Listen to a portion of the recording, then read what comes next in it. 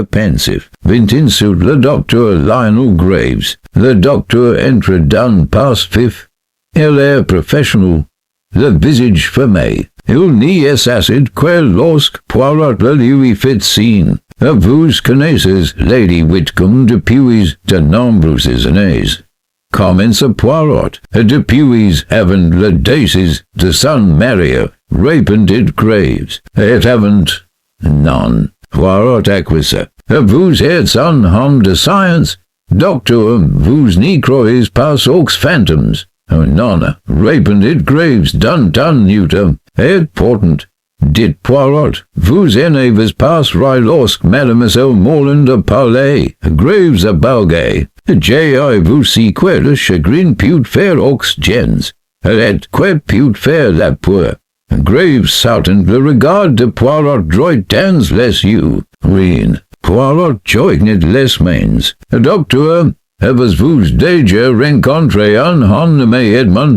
La réaction de Graves fut subtile, mais indéniable. Son regard s'y porta brièvement vers la porte. Je n'y me souviens pas, dit-il prudemment. Poirot esquissa un léger sourire. La mémoire est une chose curieuse. Et-il dit, certain quand elle est gagnante et il s'y leva, signalant la fin de l'entretien. Julian Harcourt arriva ensuite. Efficient un air d'amusement blasé. Tout cela est assez dramatique. Dit-il en assassin sur une chaise, de ces inspirant, en fait. La tragédie a parfois du bon. Poirot le regarda froidement. Vous intéressez à Mademoiselle Morland. Dit-il. Harcourt haussa les épaules. Elle était intrigante. En quel sens?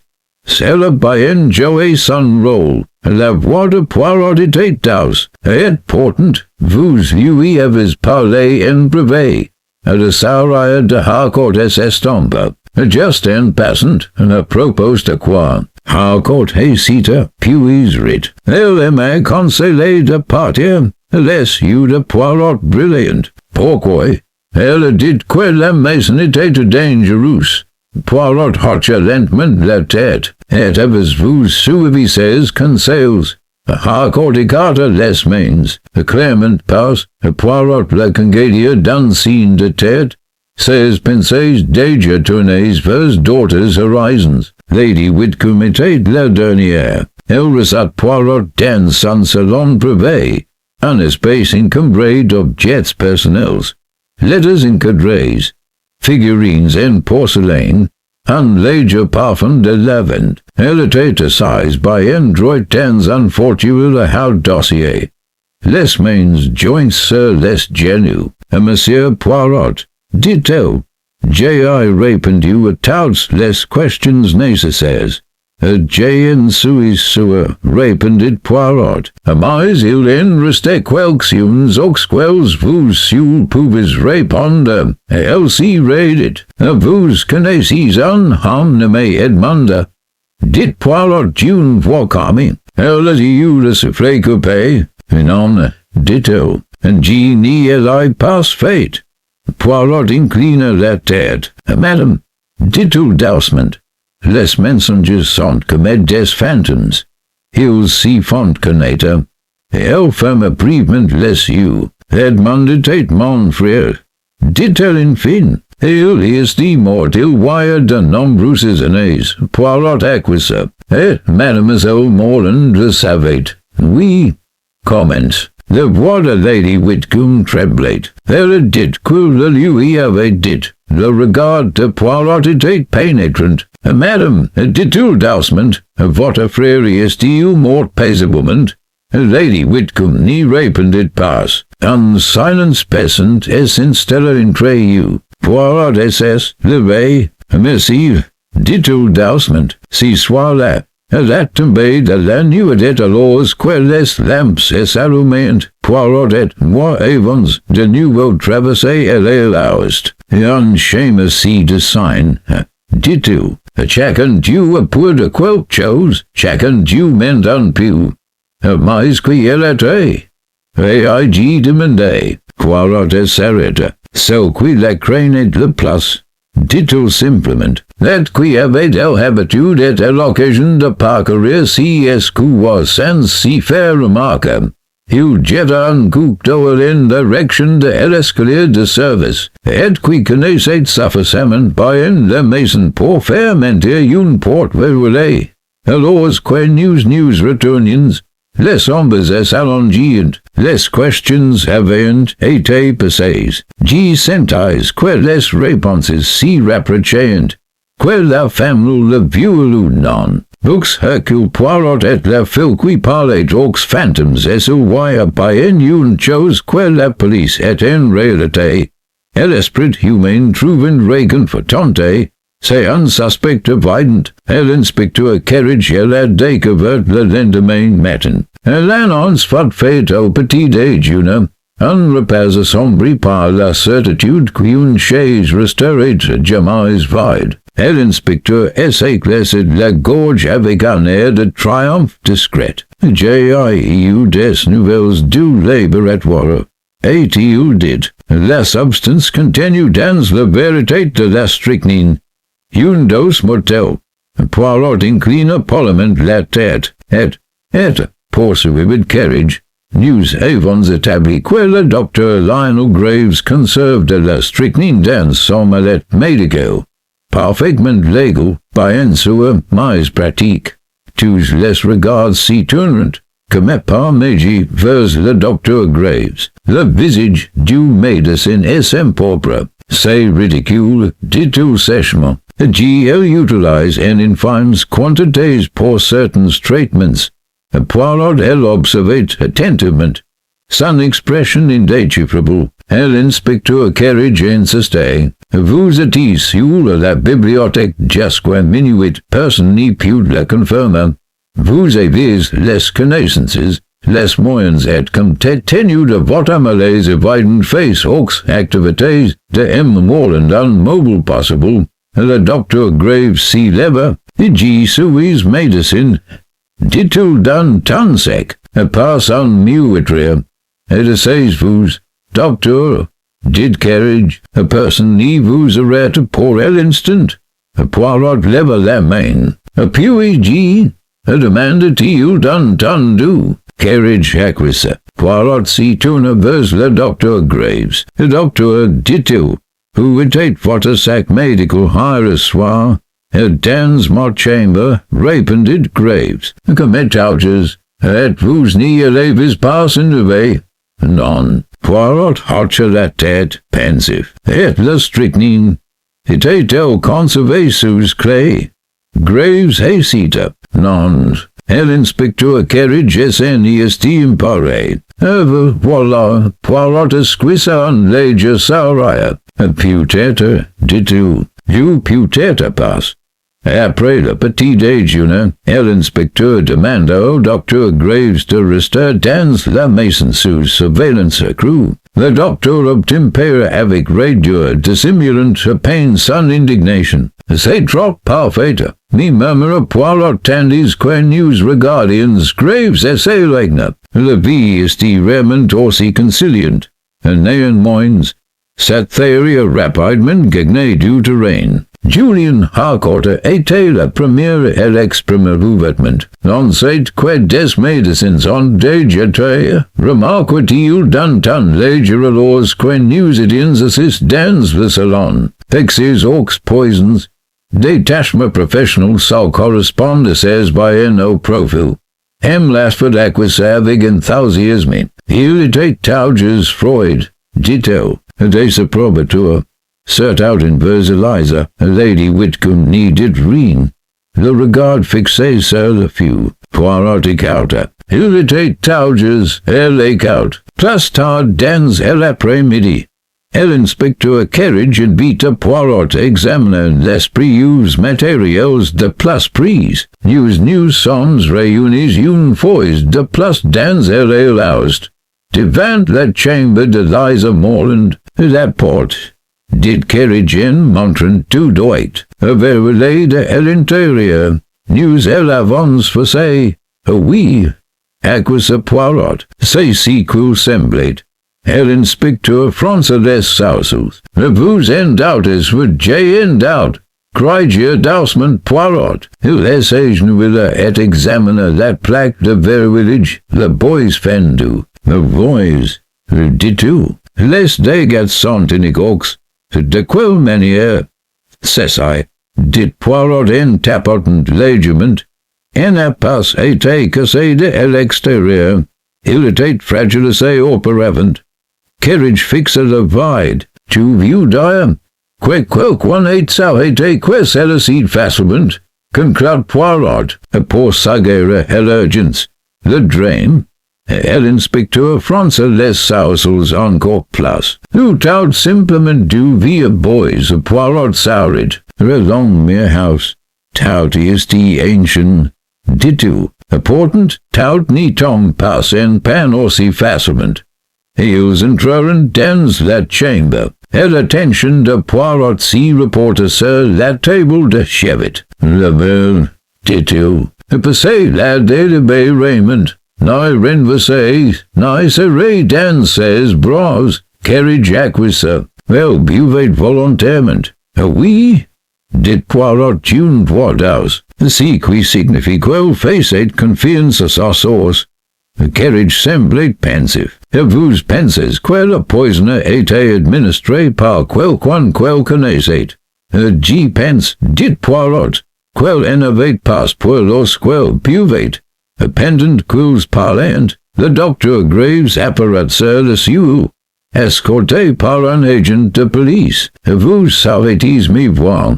Demanda-t-il d'un ton sec. Poirot s'y retourna, avec une courtoisie exemplaire. Oui, docteur, j'y voudrais vous demander, Mademoiselle Morland vous a-t-il jamais consulté? Graves fronça les sourcils. Non. Vous n'y vous êtes jamais plaint de maladie. Non. Poirot acquisa. Et pourtant, vous désapprouvez sa présence. Les levers de Graves s'y pincerent. Et le contrarié Lady Whitcomb, Poirot avait un regard perçant, parce qu'elle parlait d'Edmond. Graves s'y raidit. Cela n'y vous regarde pas. Poirot esquissa un léger sourire. Cela devient mon affaire quand quelqu'un muet. Graves en a rendit. Et l'inspecteur Carriage ferma son carnet. Docteur, dit-il, j'y vais devoir examiner votre sac. Graves, rouge de colère, hocha la tête d'un air sec. Si soir-là, la maison bruise de rumeurs continues. Les domestiques chachetaient, les portes furent révélées plus tard que de habitude. La théorie de la culpabilité du docteur Graves s'y répandait comme une loi rassurante. Poirot, cependant, en était pas rassuré. Nous avons marché ensemble le long du chemin de gravier devant la maison, alors que le crépuscule tombait, et le suspect évident, dit Poirot pensivement. Tauges séduisant, vous en y croyez pas? Et j'y demandé. Non, pourquoi pas? Poirot s'arrêta et s'y tourna vers moi, parce que, dit-il, le docteur Graves craint d'être exposé, mais pas d'être découvert. J'ai français les sourcils. Il avait l'air terrifié. Cette accusation accusa Poirot. Pas de vérité. Nous sommes rentrés et avons trouvé Lady Whitcomb qui nous attendait dans le salon. Monsieur Poirot, dit-elle, c'est intolérable. Lionel Graves y était un homme bien. Poirot inclina la tête. Les hommes bons peuvent faire de mauvaises choses. Elle tressaillit. Mais, poursuivit Poirot d'une voix douce, les mauvaises choses n'y sont pas tauges commises par les mains les plus évidentes. Elle observa attentivement. Vous pensez que la police a tort? J'y pense, dit Poirot. Que quelqu'un est très content de regarder le docteur. Elle eut le soufflet coupé. Poirot esquissa un léger sourire. Celui qui a fait élever en première. Hercule dit, et celui qui tire le plus grand profit d'un merchant by incommode. Si soit là, alors que Jimmy préparise all lit. J'ai de nouveau entendu des pas dans les du familiers. Sans hate, la maison connaissait bien si espace, et quelque part dans le house. Quelqu'un dormait plus paisiblement que la nuit précédente, réconforté par la conviction que la vérité avait été découverte. Je savais que Poirot en faisait partie. Books Hercule Poirot et la fille qui parlait aux fantômes. Si l'homme house avait dormi plus facilement sous l'illusion de la certitude, Hercule Poirot, lui, en avait pas partagé si confort. Elle a trouvé le lendemain matin déjà habillé, assis, un petit bureau dans notre salon. En train de sire méthodiquement ses cherches, ses gestes étaient précis, presque méditatifs, mais ses yeux brillants de réflexion. Hastings, dit-il sans lever les yeux, vous souvenez-vous de la position du verre? J'ai cligné des yeux, pas encore complètement révélé. Le verre, oui, prise du lit de Liza Morland. Oui, mais comment, à la portée de main, ai-je dit, sur la table de chevet. Poirot hocha la tête en signe d'approbation, et pourtant, dit-il doucement, pas à portée de main. J'ai le fixé du regard. Qu'avais-tu dire? Poirot posa la cherche et s'y tourna complètement vers moi. La table de chevet, Hastings, était une étroitesse inhabituelle. La lampe occupe la majeure partie de sa surface. La verre était placé au bord. Annie, Wilbur précaire. Une main inattentive la ferait tomber. Une main mourante essaya crotcherait. Et-elle en a rien fait de tal cela? Disgilentement, précisément.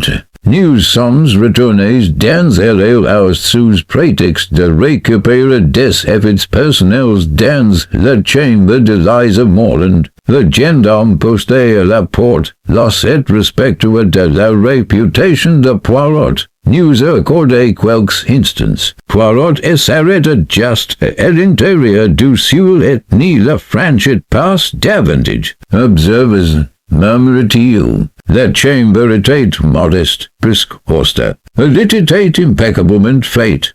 La couverture à peine défaite. Aucun signe de latte. Aucun meuble renversé. Pas de panique. Poirot désigna du bas de Salcan. La chaise, dit-il. Il s'y trouvait prise de la fenêtre, soigneusement glissée sous un petit bureau. Elle n'y était pas levée du lit. Poursuivit Poirot, elle en a pas titubé. Le poisonneur auguit rapidement. Certes, mais malgré tout, le corps humain résiste. Et il s'approcha, examinant le tapis. Aucun dévissement, aucun mouvement erratique. Et il s'y tourna vers la porte, let maintenant cesser. La serrure cassée était restée intacte depuis le veille. Poirot s'accroupit et elle examina attentivement. Cette porte, dit-il, n'était pas verrouillée pour empêcher quelqu'un d'entrer. La porte était verrouillée pour laisser penser qu'elle était seule. ai-je dit, Poirot s'arrête. Très bien, Hastings, you learn. Il s'y redressa, son regard parcourant le couloir jusqu'au passage des domestiques. La question qui s'y posait était, qui avait le loisir de s'occuper de tels détails. Plus tard dans la matinée, Poirot demanda que, à la maisonnée s'y réunisse une fois de plus dans le salon, non pas pour des accusations, mais pour si qu'il appelait clarifications. L'inspecteur Carriage était présent. D'un air réservé mais attentif, Poirot a commencé avec le docteur Graves. Et docteur, dit-il doucement, vous connaissez les effets de la strychnine. Et oui, répondit Graves sèchement. Alors vous savez que cela provoque de violentes convulsions. Oui, Poirot fit un gest delicat, et portant il invité aucun. Graves France les saucils, alados apputet était sufficient portua. Interrompit tausement Poirot, mais insufficient pour perturber les lentus. Graves hesita, say inhabitule, Poirot acquisa, inhabitule, mais pas impossible. Il see to an averse Julian Harcourt, Monsieur Harcourt.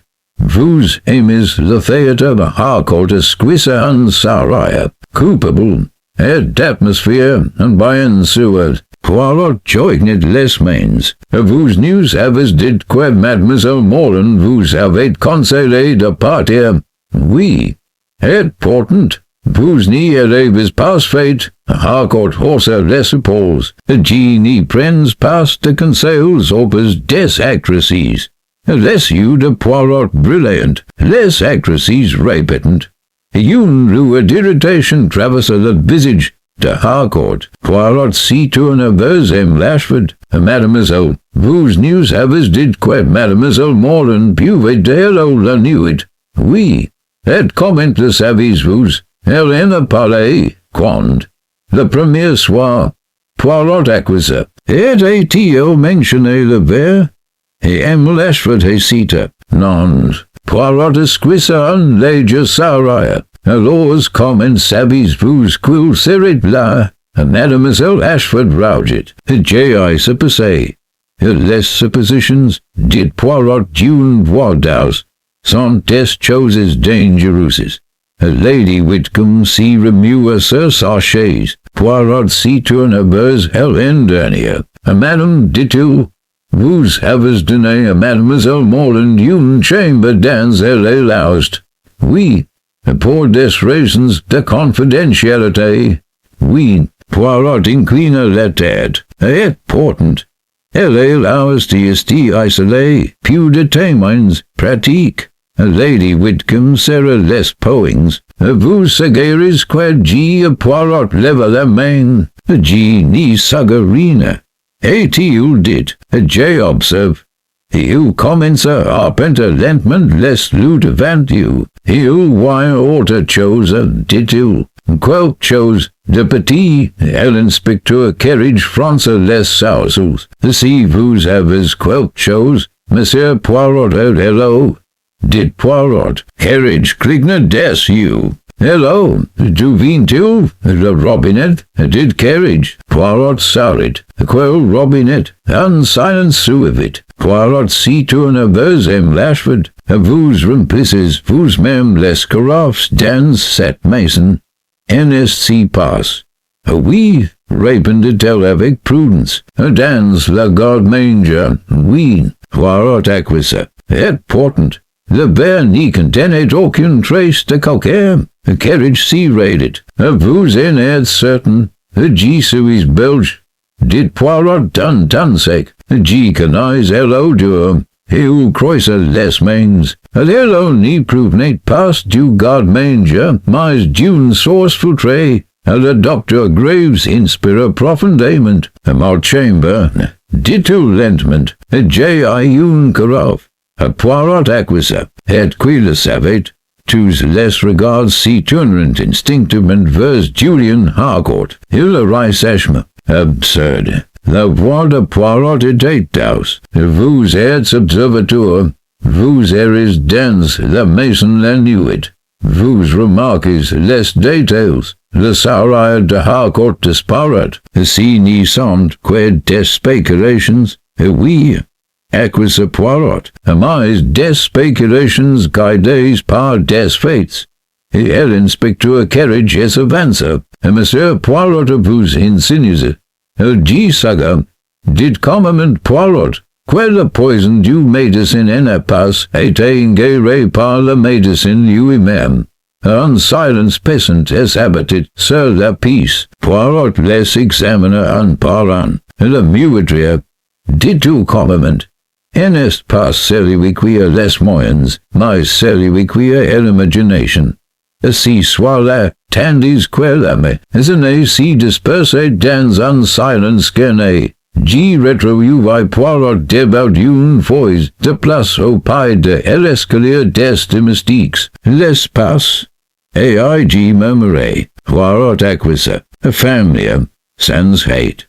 Il s'y tourne vers moi, les plus petits détails nous trahissent, Hastings. Dis-tu, set out quand on les croit invisibles, l'audacieux de news, le mason grinçait doucement, comme si elle accusait de contrecoeur, quelque part along their house.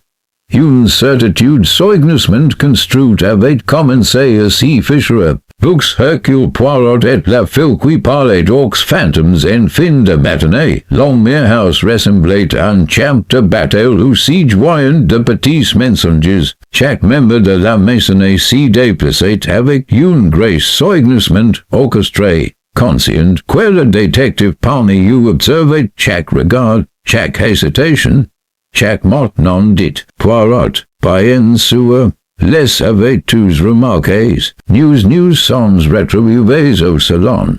Officiellement pour examiner le courrier du matin et régler des questions mineurs. Poirot, cependant, avait un tas d'autres, but il commença par poser une question comme et m'avait dit M. Lashford, Mademoiselle, décrivez-moi vos déplacements de hire après le dîner. M. Lashford s'y raided. G. me suis retiré dans ma chambre, comme G. elle dit. Monsieur, oui, et pourtant, poursuivit Poirot d'une Woodhouse, on est informé que vous avez été aperçu brièvement après 11 heures prises du coup de elle par la femme de chambre. Caroline, le visage de M. Lashford parut. G. peut-être suis G. allé me promener, G. n'y m'en souviens pas, si elle n'est pas importante. Ou mais la signification est subjective, répondit Poirot. Caroline s'y souvient, très clairement. Vous avez dépassé discrètement. Avez évité l'escalier et êtes revenu sans être vous craignez d'être remarqué. M. Lashford en a rien dit. Poirot a déménagé chez Julian Harcourt. Êtes-vous, Monsieur Harcourt? Avez-vous parlé seul avec Mademoiselle Morland hier soir? L'expression de Harcourt s'y figia, just en passant. Elle m'a prévenu en effet. Interrompit Poirot. G. vous ai averti du danger, mais quand, précisément, puis après le fait, dit Harcourt, dans le couloir prise du salon. Les yeux de Poirot brillent, et vous en êtes entré dans sa chambre aucun autre moment. La main de Harcourt tressaillit, trahissant le masque des envolts qu'il tentait de porter. Non, Poirot leva doucement endeuillé. Ah, mais des témoignages pourraient indiquer le contraire. Le garçon de cuisine signalait un nombre pris du couloir de l'Elaust, à midi et demi. Harcourt parut imperceptiblement. Le docteur Graves gardait son commis en apparence, bien que Poirot ait remarqué de petits signes de tension. Surprise fun se sortait le léger tremblement de son main gauche. Le docteur, dit Poirot d'une Woodhouse, vous maintenez que vous en avez pas quitté votre bibliothèque après minuit. Graves inclina la tête. C'est exact. J'y suis resté là jusqu'à une heure avancée de la nuit. Poirot le fixa du regard. Et pourtant, Hastings, me chuchotait-il, d'observer les angles, de minuscules traces de pausière. Non pas de la bibliothèque, mais du couloir de l'Elaust. Les mains du docteur. C'est possible, mais sûrement est déplacé précipitamment, sans qu'on s'en aperçoive. Le docteur Graves s'est éclairci de la gorge. Je vous assure, Monsieur Poirot, que G. Poirot n'y lui permet pas de terminer. Nous reviendrons vers vous, docteur, sous puis, Lady Whitcomb, Madame, why est-il quelqu'un s'écria une créance financière envers vous? Lady Whitcomb s'est harassée. G. n'y voit pas en quoi cela devrait vous préoccuper. le regard de Poirot demeura inflexible, and used savons tous, madame, quella mobile de l'argenti esti le plus ancient et souvent le plus efficace. Il wire less debts, less promises non tenues, less heritages non versés. A Lady Whitcomb sera legiment less mains, pain-il over quelques espoirs.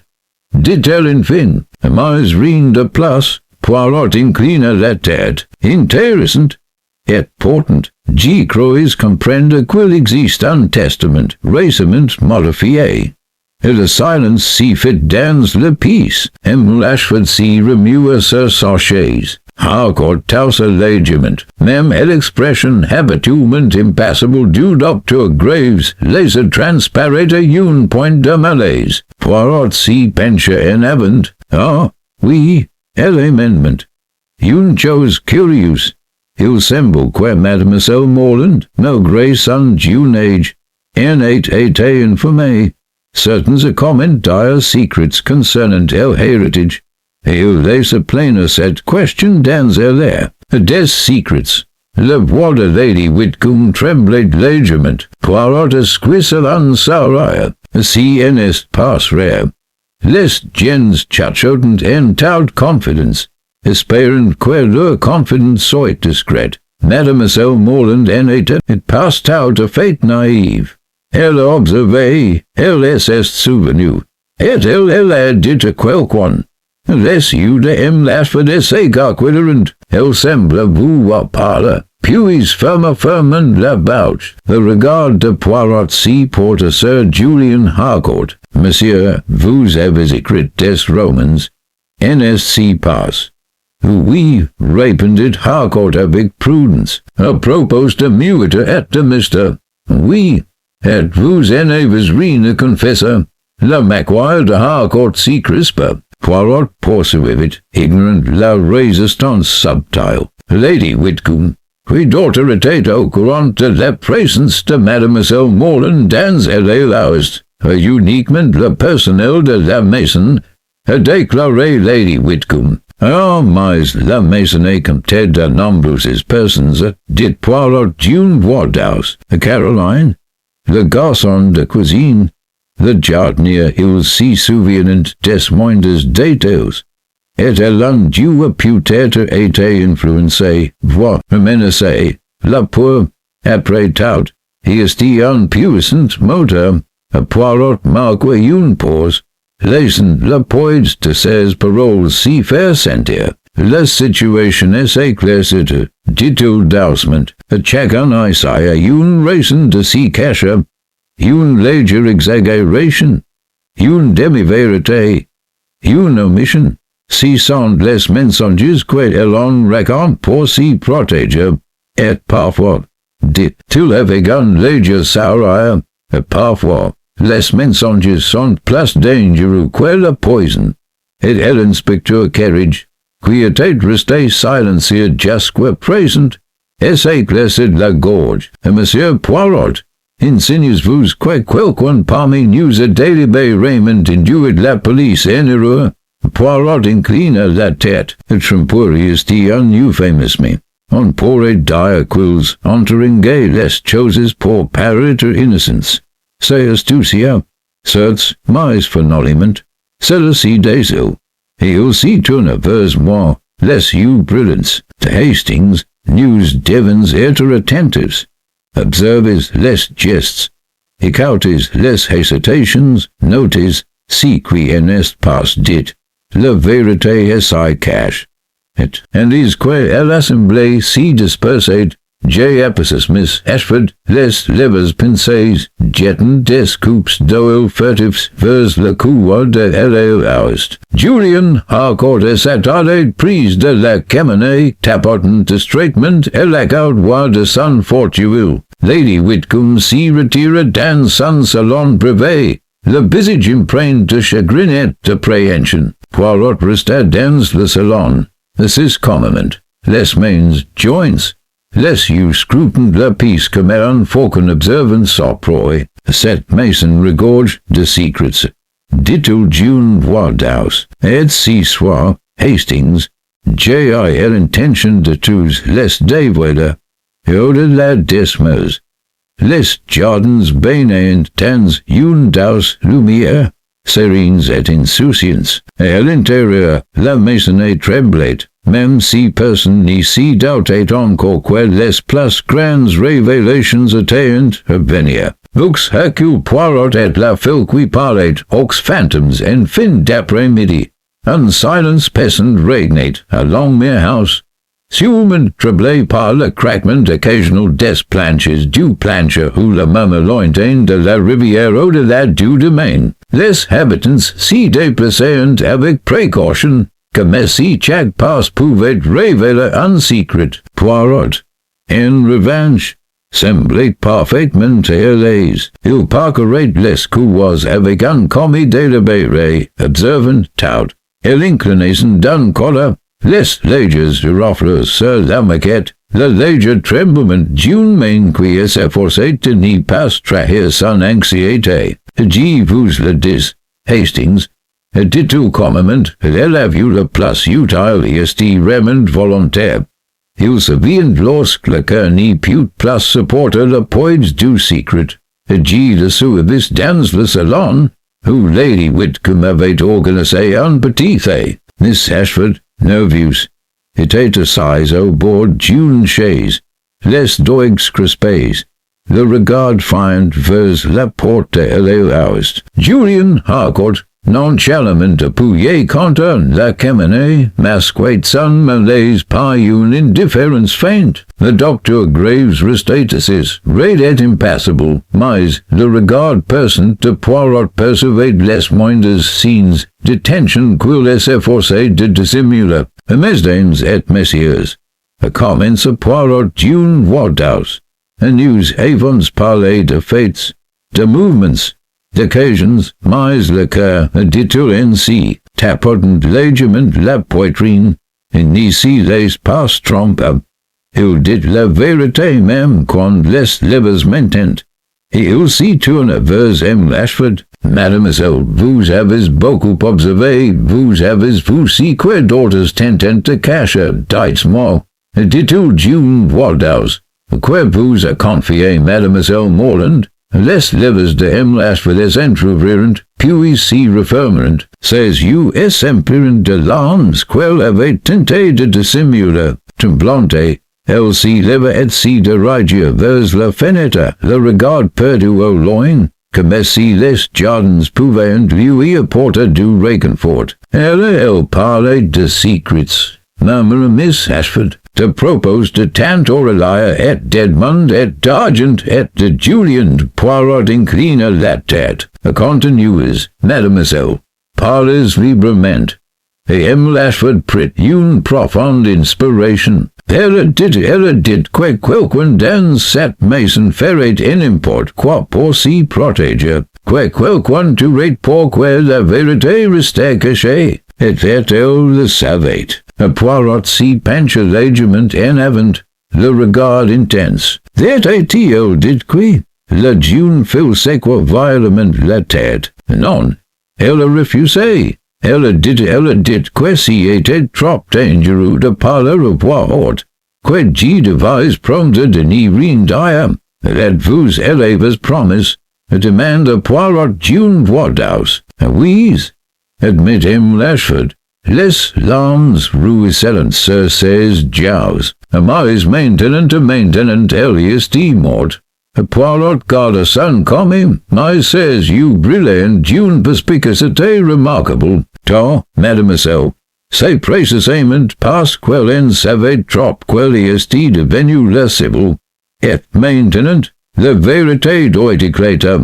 J'ai remarqué un changement subtil dans la posture de Lady Whitcomb. Ses mains, jadis soigneusement joints, si tordant nerveusement sur ses genoux. Julian Harcourt est agité, ses yeux s'y tournant furtivement vers Miss Ashford, comme si la révélation le troublait. Le docteur Graves est resté impassible, mais un léger tressaillement au coin de ses lèvres trahissait un certain malaise. Poirot s'y leva et s'approcha de M. Lafford. Écoutez-moi attentivement, le muetrier est parmi vous. Non pas quelqu'un qui a sans le savoir, mais quelqu'un de conscient, calculateur, patient et intelligent.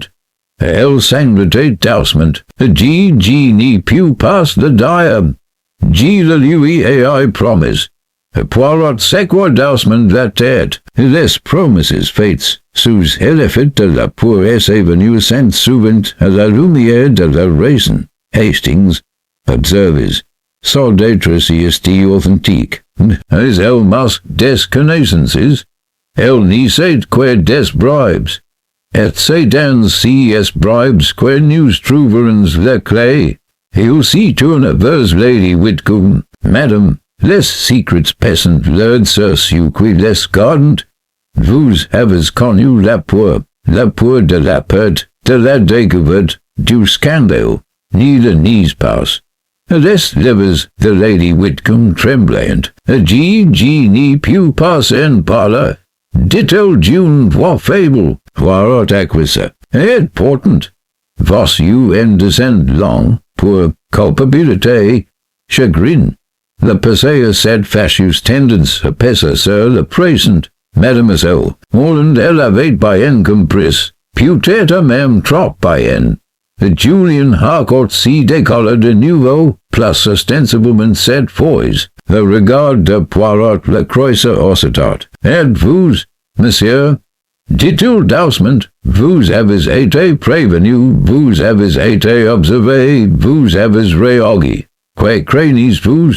Au fond, Harcourt esquissa en sauraille. G n'y craignez que de stupides superstitions. Les phantoms et les avertissements. Des balavins. Poirot inclina la tête. Ah, mais la pour n'est pas tauges rationnel. C'est quoi quelqu'un connaît votre secret de ses bien plus convaincant. Mademoiselle Ashford pleurait de choses lentes. Son sang-froid brisé. Poirot essayait le doucement prise d'elle. N'ayez crainte, mademoiselle. La vérité va éclater. Elle le doit. La tension dans la pièce était devenue presque palpable. Même le docteur Graves, qui avait conservé une apparence comique jusque-là, s'y mit à remuer légèrement sur son siège, laissant transparaître un malaise dans ses yeux. Poirot s'y leva, les mains joints derrière le dos. Voyez-vous, Hastings, dit-il doucement, la première fichure émotionnelle est apparue, la maisonnée tremble, non pas contre la loi, ni contre l'inspecteur, mais à la pensée qu'elle d'entre eux porte un mensonge trop lourd de porter.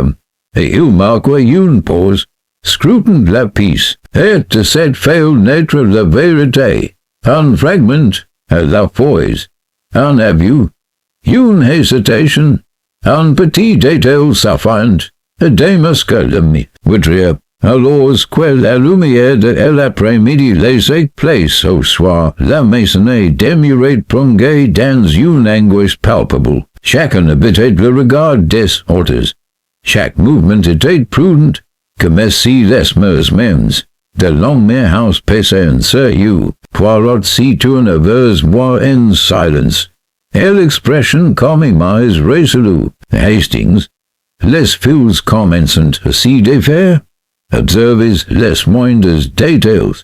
Écoutez les sons les plus ténus et souvenez-vous de chaque geste. Lorsqu'un cœur tremble, même légèrement, c'est une carte vers la vérité, et quelque part dans la maison, G savais que la peur du muetrier commençait à s'y révéler, exactement comme Poirot l'avait prévu. Books Hercule Poirot et la fille qui parlait aux phantoms le soir tombé sur Longmere comme un sombre rideau de villas, instaurant un silence à la fois pesant et chargé d'espoir. Poirot s'y déplaçait avec sa précision habituelle, veillant à ce que tout soit à sa place. les lamps, les chaises, les lords rideox, et même la disposition des cousins, rien insistato, ni devait paraître fortuit. Hastings dit tout calmement.